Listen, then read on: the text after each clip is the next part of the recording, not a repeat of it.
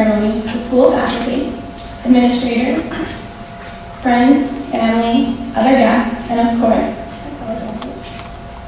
I remember when I was a little Miller Avenue student, there were times when I would have given anything to snap my fingers and be in the coloring. I was too impatient to wait for this moment to come and too frustrated with being treated like a kid. I think it's safe to assume that each of us has probably felt that way at least once. Looking back on that wish, I'm certainly glad it wasn't granted.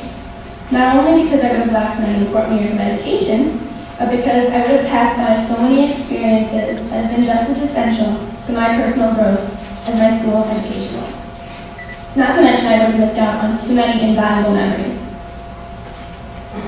Of course, the most memorable of those experiences are the ones I shared with friends, new and old. To be honest, one of the main factors that made school bearable was that, at the very least, I would see my friends 5 days out of the week. Seriously though, some of the best memories I have with my friends occurred within the halls of school, during free periods in the cafeteria, talking and eating lunch, studying like the good students we are in the library, or yes, even learning in class.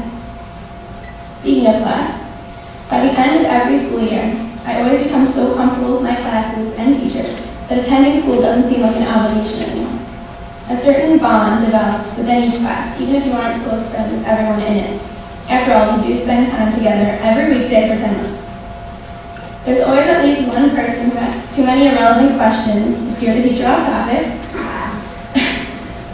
one who never shuts their mouth, one who always falls asleep, and one who's never there at all.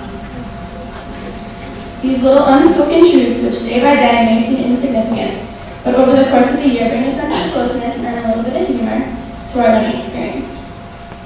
And we all know who we can thank for putting up with our little eccentricities, the teachers we've had over the years.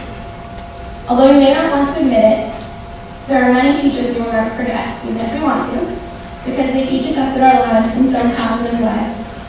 Maybe they taught us a life lesson that wasn't even related to academics, brought out qualities and abilities in us that we didn't know we possessed, or simply provided a friendship that helped get us through the years.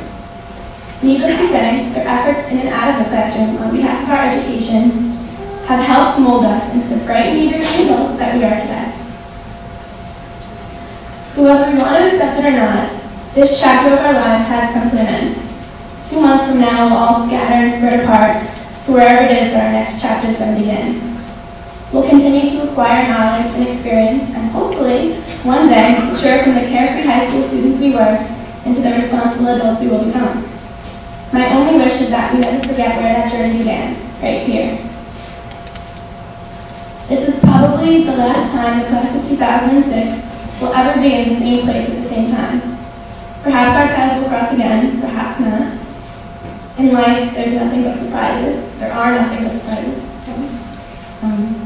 But if in fact we do not meet again, let me say now that it has been a pleasure growing up with each and every one of you.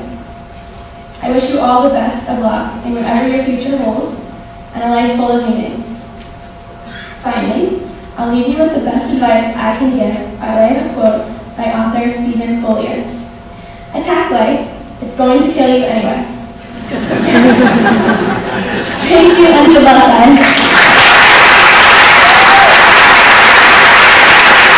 This was one of John Harrison's greatest characteristics, and is something we can all learn from.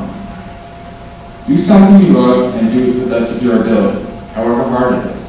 It will probably be worth it in the end. My interests are in science and math.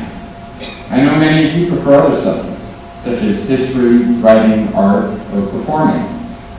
Many of you may not know what you want yet. Whatever subject you find yourselves drawn to, however, is what you should do with your life. Find a career you love and stick with it. There may be some tough times, but do not give up. It will all be worth it.